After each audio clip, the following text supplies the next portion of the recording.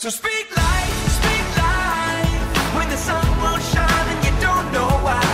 Look into the eyes of the broken hearted, watch them come alive as soon as you speak hope, you speak love, you speak life. It's another installment of Dealing with Life.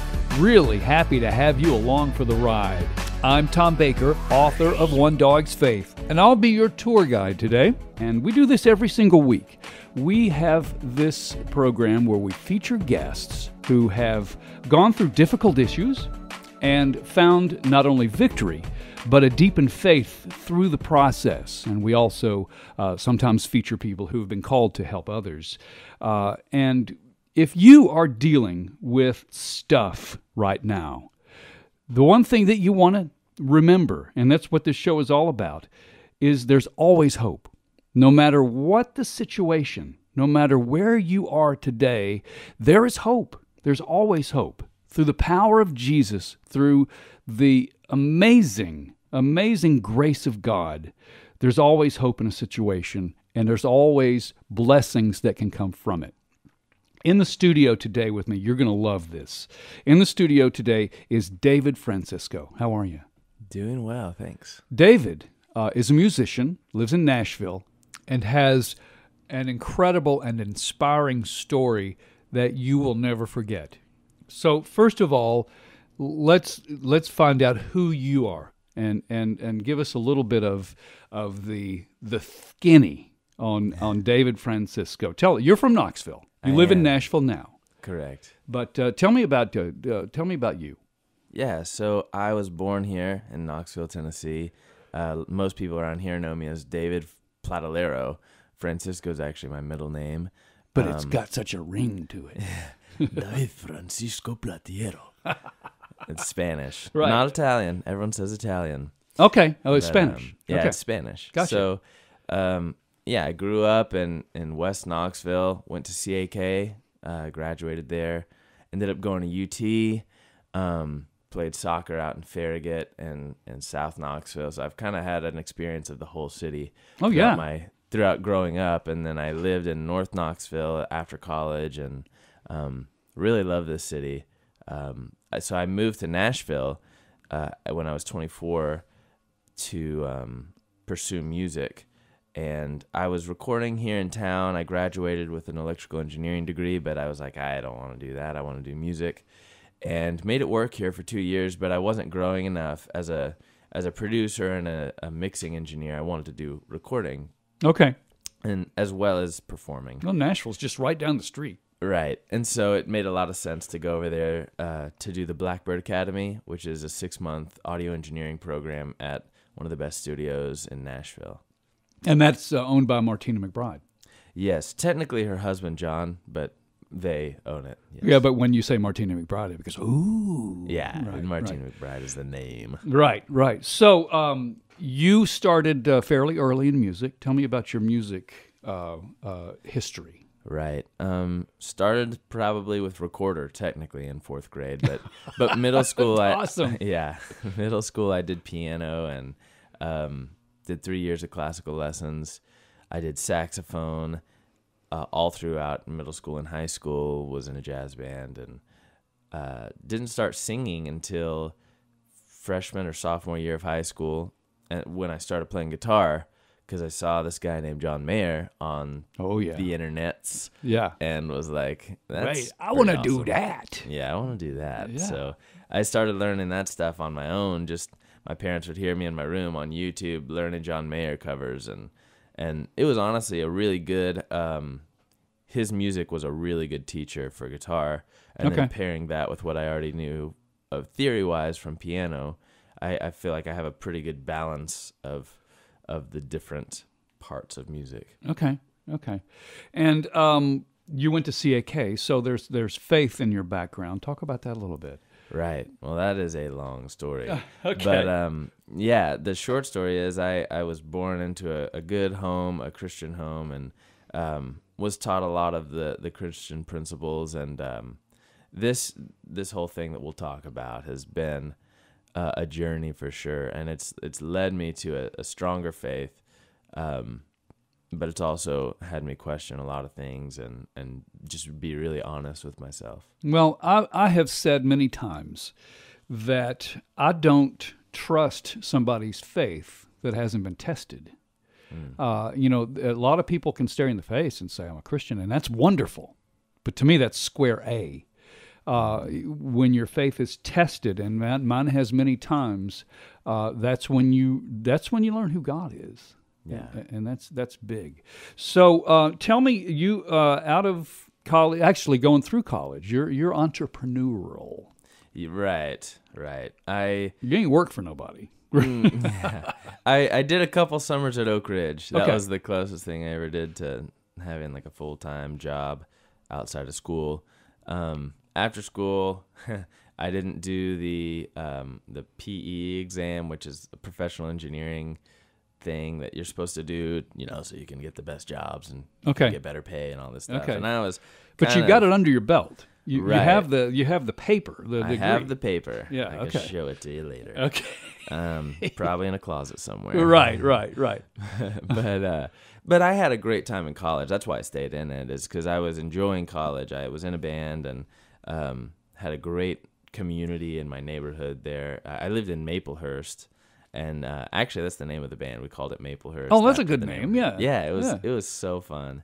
So I loved it, but by the end of college, I realized, well, this is not forever, and I've studied engineering. Is that actually what I want to do, or is that just what I had as my schooling during the life I wanted to do? And so I decided to be just independent musician in Knoxville for 2 years and recording local artists and performing, playing with bands. I played with William Wild for a couple of years, at teaching lessons, playing at a church on Sunday, all that stuff. More than made the ends meet. And so it felt really, it was an accomplished feeling. Yeah, to there's be able to do that. Yeah. There's nothing like, I mean, yeah, working a job is wonderful and you know, highly suggested. But I also highly suggest the entrepreneurial spirit, because the thing is, if you don't work, you don't eat. Right. And I think it's a personality thing too. You have to be willing to not know what your income's going to be, Yeah. which is kind of scary. It is. It's not for the weak at heart, for sure. It's kind of like you are always just dwindling the money that you have, and you're like, well, hopefully this refills pretty soon. But the thing that I have learned about it is that is also a faith tester. If you know, and I don't believe anymore. There's not really any job that's secure. You've got major companies that are laying off people, are eliminating jobs for the bottom line, and people who've been there for 20 years, 30 years are losing their jobs, and it's awful. But that's the reality of today. So it's not such a far stretch to be owning your own business or supporting yourself and not knowing what the future is. There's no security anywhere. But it's but it really, if you put your faith in God and say, I'm going to embrace this, and I'm going to take the journey, and I'm going to love it, and I'm going to work as hard as I need to work to make it happen, then what an accomplishment. What a great feeling. And it probably won't look like what you want it to. That's for sure. Well, okay. Yeah. Yeah. But it'll be good. That's what I'm saying. Usually it's better. Yeah. Yeah, my limited scope of dreams and my view of what success is one thing. But when you say, God, you know, I'd rather have your version and just show me. Mm-hmm. Open the doors. Mm-hmm. And I think I see what you're doing and your spirit about this. I see that largely. So you were at Blackbird. Right. So I moved to Nashville to go to the audio engineering school. And Yeah. And do you play in Nashville? I haven't much because the school is pretty full time. It's 10 to 5 or 9 to Gotcha. 1, depending on the week. But and I've also been busy just prepping for this show. I'm playing at the Bijou, everyone. Yes. I'm kind of excited and kind of freaked out and all the things. Well, that's a large reason why we're here. is this coming Saturday night. It's June 3rd.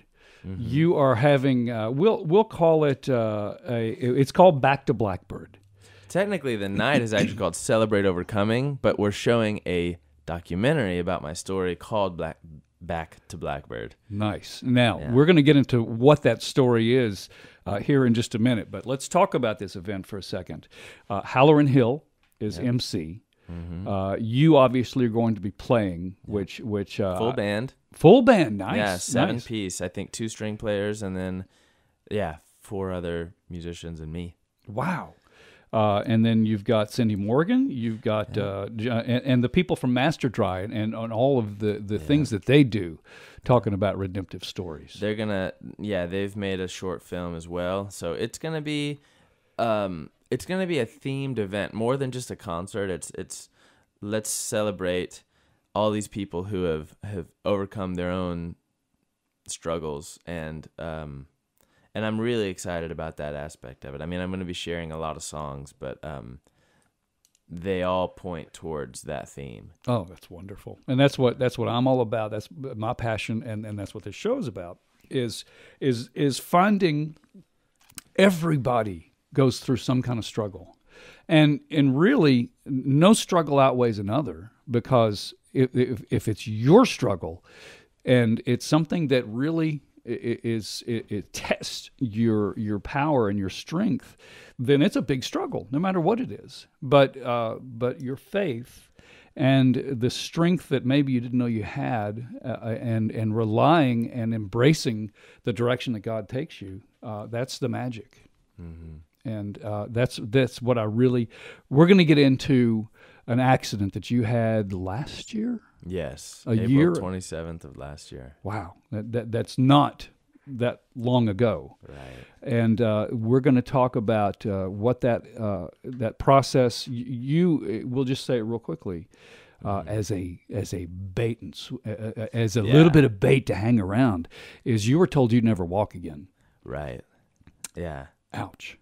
I got hit by a car, T-boned, while I was riding my bicycle home from class, and don't remember a thing, thankfully, but basically woke up in the hospital and didn't think my legs were on the bed, because I was like, why are my legs in the air? And they were on the bed. I just couldn't feel them. You couldn't feel them. Oh, no. Yeah. That's awesome. So when we come back, we're going to dig deep into that story and find where that journey has taken you, and would you call it a comeback concert? What do you call this concert? Yeah, it's a celebration of a comeback and overcoming. So, okay. Yeah. All right, this is Dealing with Life. David Fransisco is with us in the studio talking about not only his music career, but also the concert that, once again, is this coming Saturday, June 3rd, at the Bijou. And it's something you don't want to miss. It's going to be a thrilling night. I'm Tom Baker, author of One Dog's Faith. We'll deal with more in just a second. The weight that you've been holding, faith that's been broken, ain't broken any longer, and you'll be stronger just around the corner, just around the corner.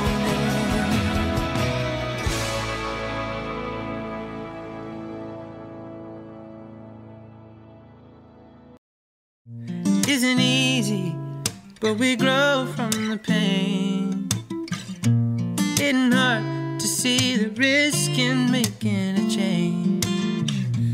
Didn't come in, giving up what you held on to so tightly, but I'm letting go to refine my soul. Beautiful music from David Fransisco, who happens to be in the studio with me today. This is Dealing with Life. I'm Tom Baker. We do this every single week. I'm author of the book called One Dog's Faith, Life, and Worry Through the Eyes of a Dog. David, thank you for being here. We talked a little bit about your history, but we're going to dive straight into what happened about a year ago. If you haven't heard, David Fransisco is an incredible musician here from Knoxville, but now living in Nashville. And talk with us what happened April about a year ago. Yeah. So it was a warm, sunny day. April 27th. You're right. No, I mean, it was, you can make it real ominous. You were at Blackbird Studios. I was at Blackbird Studios biking home from class. I'd just gotten out, and I stopped at a red light. Light turns green, and I was beside an SUV, and we start going out. And the SUV saw to his left that there was a car coming and not stopping at the light. So he slammed on his brakes, and then I was exposed at the last minute and got T-boned. Ouch. Somebody who just completely ran a red light. Yeah. Obviously distracted. Very distracted.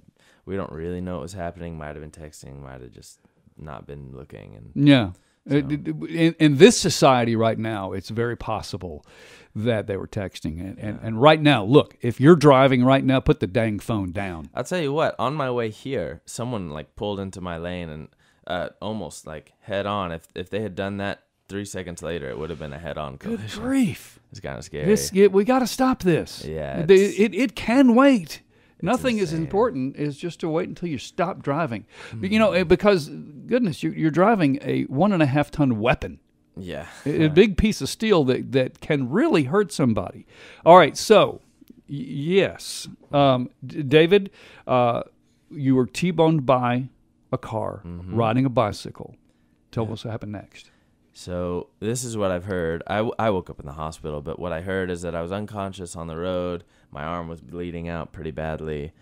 Someone got a belt and put it around my bicep and made a tourniquet so it would stop bleeding. Wow. The cops thought I had broken my arm, and I didn't even break it, but I did open up that artery. Yeah, it's you got a good scar there. Yeah. Something to tell your kids later. Yeah, right. It's with me forever. Yeah.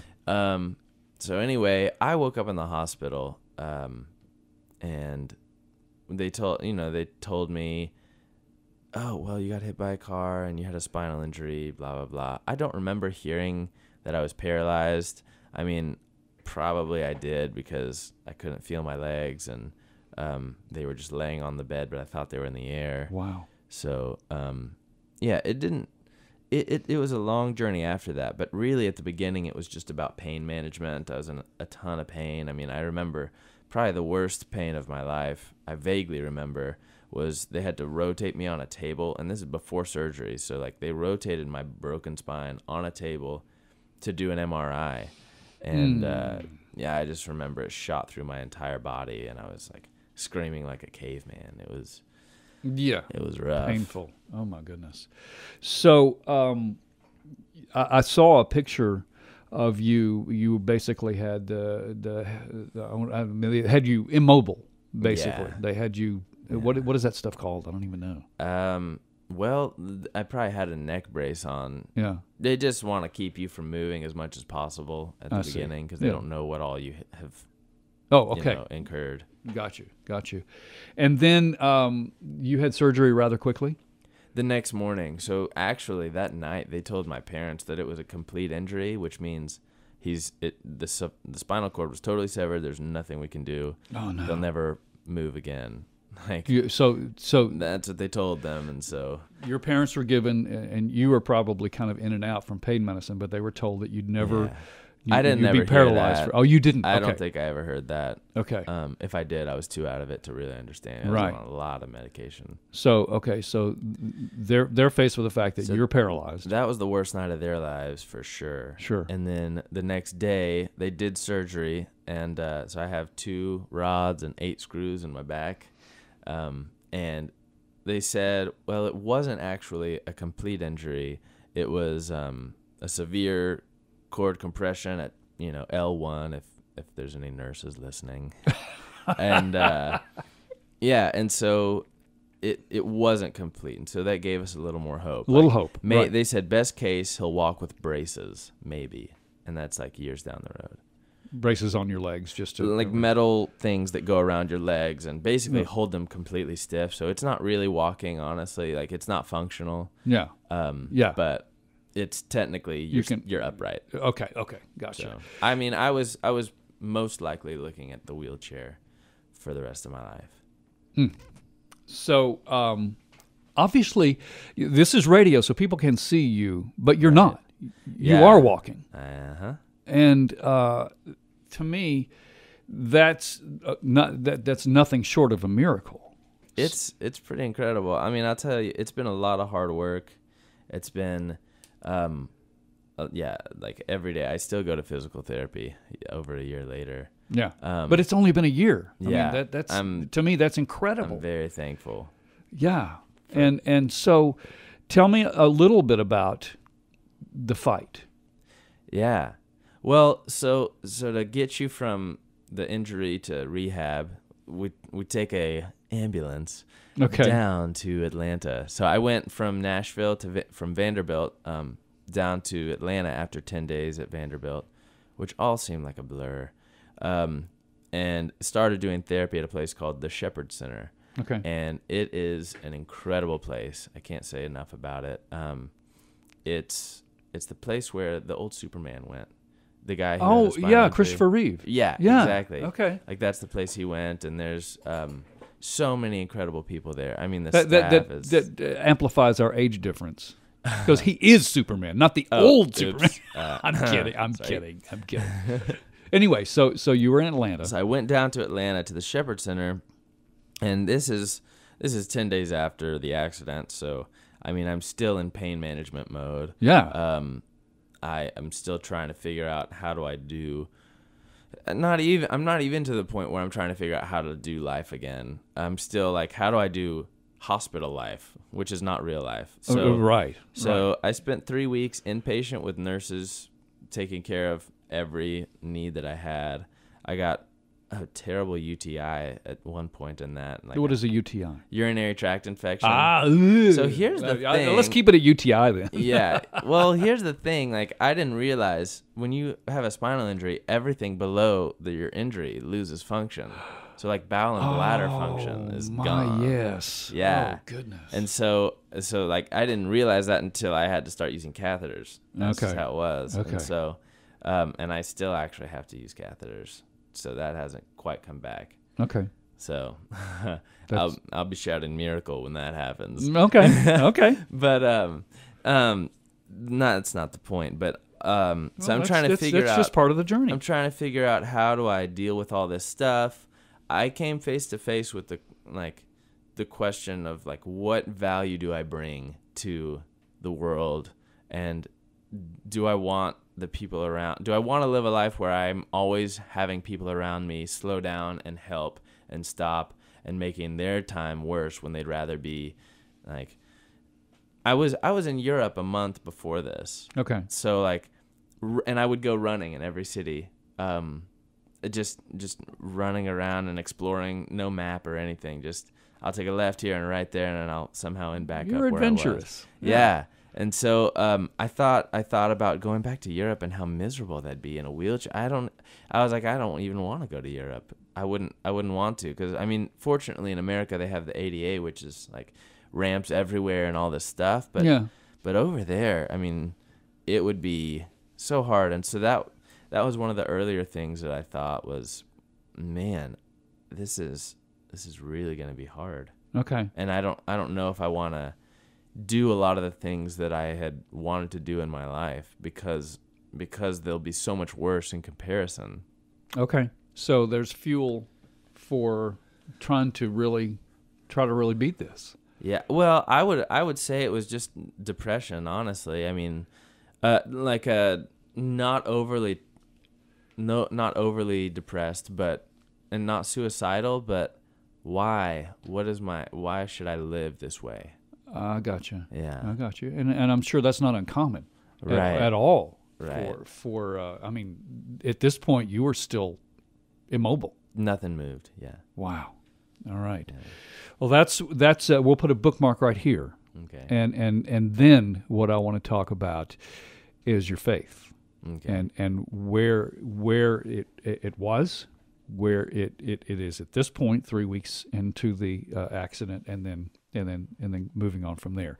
This is a show called Dealing with Life. In the studio, we've been talking, and we're still talking with David Fransisco, who, by the way, this coming Saturday is playing a concert. It's called Back to Blackbird. Blackbird is the studio that you were training and learning and also recording And he is playing at the Bijou this coming Saturday at 8 o'clock. And it will be an incredible night because it not only features you and your music and your comeback story, but also many other comeback stories. Right. Yeah. It's going to be magic. Magic. 8 o'clock at the Bijou this coming Saturday.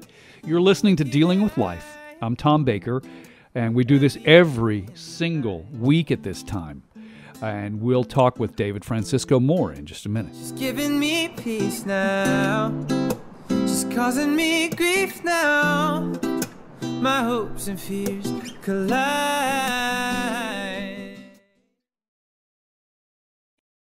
It's a reaching out kind of friend, over and over again. It's a godsend, a godsend. Just around the corner, the sun's a little warmer, the storm is blowing over, it's finally over. The wind that you've been holding, a faith that's been broken, ain't broken any longer, and you'll be stronger. Musician David Fransisco singing alongside Martina McBride. Just around the corner. You have found a show called Dealing with Life. I'm Tom Baker, author of One Dog's Faith, and we are talking with musician David Fransisco. From Knoxville, but lives in Nashville, and the music that we have been playing is his, and it's just incredible.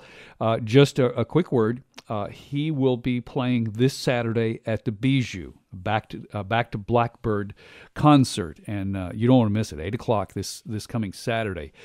David, we've been talking about your accident. Recap real quickly. What happened, and we left off at about 3 weeks after, but recap what happened a year ago. Right. So I was biking home. I was in Nashville, biking home from audio class, and got hit by a car on my bicycle and was paralyzed and woke up in the hospital and couldn't feel my legs or move them. And so Scary. So completely scary. So we before the break, we talked about 3 weeks into it, you were in rehab in Atlanta, and really kind of all this became real. Right. You kind of a depressed state of this is it was nothing of your choice. Yeah. Somebody else made a terrible choice, and you happened to be the victim of it. But now you're facing life, basically paralyzed. Right. It was a lot to get used to. At first, I couldn't even sit up without a backrest because you use your legs just to balance on your chair. True. So I'm sitting there against a backrest, or literally some of my therapy was sitting and trying to balance, and it felt like I was on a yoga ball or something. Oh my. So it started real slow. It was the most basic things like getting out of bed and transferring, they call it transferring into a wheelchair from bed is harder than you think when you can't move your legs at all. I guess so, yeah. It's balance, and it's like putting your legs in the right place, making sure they don't flop over. And I had to get good at that. And car transfers were really intimidating, which is just getting into the car from the wheelchair. Oh my, yeah. And so I developed this technique that they teach you of basically you transfer into your car the driver's seat, and I had hand controls, so I was able to drive. But how do you get the wheelchair in? So I had to take the seat cushion off, and then I would fold the backrest down, and then I would take each wheel off individually, put it in the back seat, and then put the frame over my body, over the steering wheel and everything in the passenger seat. But I could drive on my own that way. So okay. Yeah. So I mean, yeah, you were trudging forward. Yeah. So the big question, well, first of all, again, for those who haven't been listening until now, you are walking. Correct. And with forearm crutches. Right. So like little crutches, but little crutches. I like Yeah. that. I like that. But you're moving. And I call them chopsticks. So tell me about that journey, about going from having to deal with a wheelchair to where you are now. Well, it was about 8 months. I would say eight months of full-time wheelchair. Okay. Where I wasn't strong enough to stand up on my own.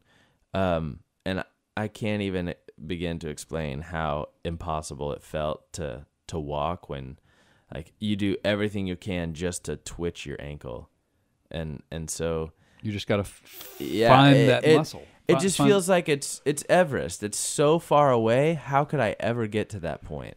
But you kept trying. But I kept trying. I said, and the stats were this. They told us, what you're going to get back, because no one gets 100% recovery from a spinal injury. Like, I don't think they have seen a case where someone's as able as they were. Okay. Now, they can walk on their own and they can even maybe jog, but they don't have as much innervation. It's just, at least I haven't met anyone. If you've met someone, please call in.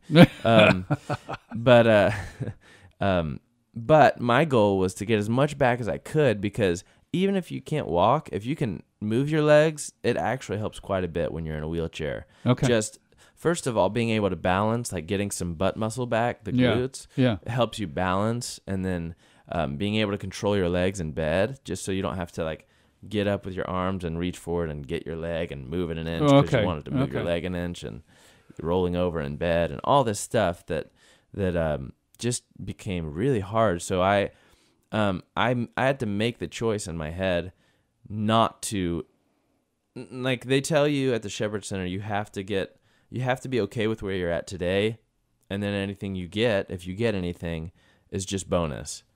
And so I did that somewhat, but I also told myself not to bear the full weight of it, just because it really was. I mean, I did some days, but it really was overwhelming to think about just the permanence of this. And so if I didn't think about the permanence and I just thought about, let's get through today and let's work as hard as we can. Imagine. So 3.5 weeks later was the first movement I saw. I looked down at my foot and I'm on the phone with a friend and I'm like, dude, I think I just saw my foot move. Oh, I think I just did it. What an incredible moment. And I called a nurse in because I didn't believe that it was actually moving. Okay. I was like, okay, tell me, is my leg moving now? And she's like, yeah, barely, but it's technically moving. That's okay. My parents ran in and they stayed with me for that first 2 or 3 months. Wow. They moved down to Atlanta. Incredible. So I have met your father and wonderful man. Yeah. So and really, that's life. Mm-hmm. All you have is today, and you've got to take what today is, and work for better. Right. And what a life lesson. Mm-hmm. I mean, a hard one. Yeah. I mean, one of the most powerful things, and I got this from a book by Viktor Frankl called Man's Search for Meaning. I don't know if you've heard of that. I don't know that. Man, the concept that man's final freedom is the ability to choose how to respond to a situation. That rocked my world. Because that's you know life. what? There was people. I was one of the best off people at the Shepherd Center. Most people had neck injuries, or like had a Hoyer, or no, not a Hoyer. Something where like there's screws in their head and it's holding their head in place. That's what I was trying to come up with a minute ago. Yeah. Like I had nothing to complain about at the Shepherd Center because I was in pain. Yeah, my legs didn't move, but it could be so much worse. And so I decided, you know what? It could be worse. It could be better. I'm going to be thankful, and I'm going to choose how I respond to this and not be a victim of it. But I'm gonna say, just because this accident happened to me doesn't mean that I have to. Yeah, maybe I'm justified in complaining and arguing and whatever, but it doesn't mean you have to respond a certain way. And I think we forget that a lot of times as humans. Like, you can respond however you want to any situation. And so I took ownership of that. And also through the help of family and friends, I mean, that was huge, able to change my situation. Oh, incredible. And that's such a life lesson. But here's where we get to the meat of it. Mm-hmm. What about your faith? Yeah. So I never blamed God for this. It just... Well, how does that help? Right. Well, yeah, but a lot of people ask me, well, why does God do this? And that's a big question for a lot of people, but I don't even understand it really because the way I see it is this is a broken world that we live in, Absolutely. and bad things happen. Somebody made a terrible choice. And that whole idea that God causes the bad things means God causes the good things, and then it becomes this whole, well, there's a story in the Old Testament, like, why was this guy blind? Was it because his father or mother sinned? And it's like, no, actually, it's so that God could be glorified. And so To show his strength. Exactly. Yeah. Exactly. And that's been my story to a degree, which we'll get into later. But yeah, I never blamed God. I wondered, I was sad. I was sad that this could happen. And I also hadn't been able to communicate with the person who hit me. So there was a lot of there wasn't closure to the situation. And so, as far as faith goes, yeah, it wasn't like, this is God's fault. I wasn't mad at God. I don't think God made that person hit you. No. That doesn't compute. I think he knew about it. No. I think he was kind of, like maybe in Job, how he's like, well, I'm gonna watch what you can do to Job, and Satan but he had also to ask. but then he also gave him strength to pull through it. Yeah. And to come out even more victorious and more glorious than before. Yeah. So you were faithful before this happened, but what's the difference? I think now I have a more of an experience of my faith, which is that God is a God who redeems, and I've experienced that in my own journey. So that's the main difference. I didn't have such a strong experience to tie to God and his redemptive nature. And you have a story to share with others. And also you have the ability to help people who are struggling, who don't really know where to turn, and you have the story of saying, I am victorious. I am beating this. I am walking. And I think to me, your story continues because every day seems to be better. Yeah, I'm still improving and still growing and more excited than ever to share my story. And that's why this Bijou show is such a cool thing, is because we're showing the documentary of my story that they've made, and then I'm sharing songs, and I get to encourage people in that way, and I'm so excited about that. Well, you shared the stage with Martina McBride. That was cool. Yeah. Yeah. And Understatement. Yeah, and sang a beautiful song. But really, what we want to highlight, David Fransisco is at the Bijou this coming Saturday, 8 p.m. Halloran Hill is the MC, and you will be singing a lot of songs. And there's also a documentary on your journey of this last year, right, as well as other redemptive stories. Right. Man, what a great night this is going to be. David Fransisco is with us in the studio here. This is Dealing with Life. I'm Tom Baker, and we'll deal with more in just a minute. I did not realize that I had it wrong, 'cause you give till it's gone. You give till it's gone.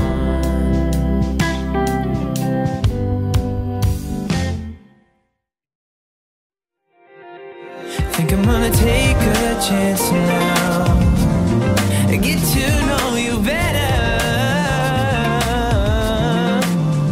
'Cause if I don't make it happen, things will never change. No.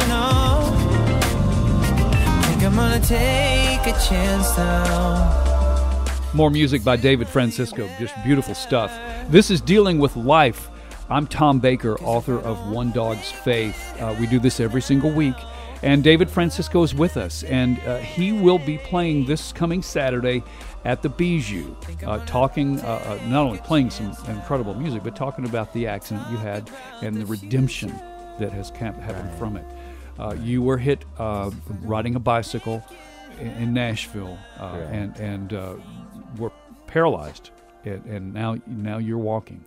Mm-hmm. An incredible story of redemption. and you are in a relationship. Well, that's part one of the redemption. When you're rolling around in a wheelchair, you don't really think about relationships, and you don't think you're ever gonna. I didn't think I would ever. Well, I didn't know if I would ever be in one, but I didn't think it'd be the same. I thought I wasn't like as desirable, as Sure. a human. Yeah. Like who would submit themselves to this lifestyle by their own choice, Okay. And lo and behold, I'll keep it short, but basically, and this is probably more of a miracle than my legs, honestly. But the fact that I've gotten into a relationship since the accident, and she's really, really awesome, and she lives in California, which is crazy, but I'm probably gonna move out there pretty soon. Okay. And it's just been really cool to see how, what I thought I would never be in a relationship. It's almost like God saying, "Watch this, bro. Watch this, absolutely." Watch this. And God is just a God of watch this. Right. We just have to open up and find out what the watch this is. And watch this. So I thought music career might be over. All of a sudden, I'm like going on a backstage tour at the Grammys, singing with Martina McBride, meeting Jason Mraz and Lenny Kravitz and all these people that I never thought I would meet, and playing a show at the Bijou, which I always dreamed of and never thought I would do. All through this accident, in a way. I mean, it wouldn't have happened without the accident. But the thing that you're doing is you're glorifying God through the process. Mm-hmm. And you're opened up. Yes, you had a moment of depression, mm-hmm. or a moment of how is my life ever going to... I think natural grieving. Yeah. I said depression earlier, but I think probably natural grieving is a better way to put it. And I think God says, I get that, Yeah. and you're human, and I designed your body that way. The thing that is important is climbing out of it. Mm-hmm.